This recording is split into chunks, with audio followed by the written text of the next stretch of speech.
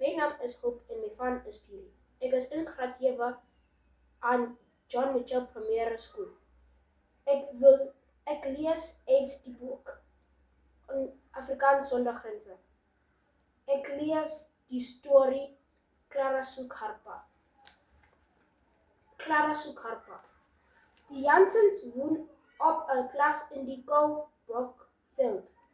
Hulle woon aan die veld van baie hoë berg. Dit is baie koud daar. Die pa is April Majola Jansen. Hy werk op die plaas.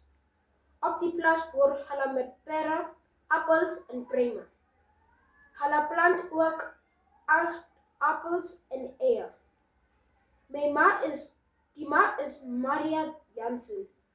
Sy werk in die plaashuis. Sy maak kos en help om die huis skoon te hou.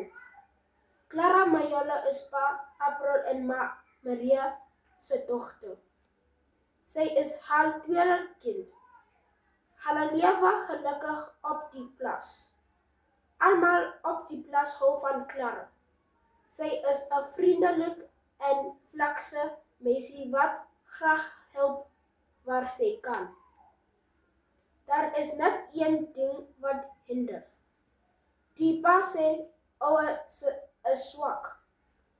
Hy sukkel om te sien. Sy ouer word al swakker. Op 'n dag kan hy glad nie meer sien nie. April Majola is blind. Maar April Majola is nie 'n mens wat kan lig lê nie. Hy sit by met die los verkeers op die plaas. Met sy kerrie loop hy waar hy moet wees. Elke dag gaan hy veermaak hout om by haar huis te gebruik. En die gesin woon nog gelukkig op die plaas. Op 'n wintermiddag stap pa April weer uit om te gaan hout soek. Hy voel die wind. Nee, die wind is koud vandag. Hy sniff die lug. Nee, die lug is nat vandag. Vandag gaan dit sommer baie reën, sê hy vir homself.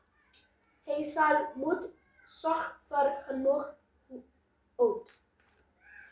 April bring sy baie dankie.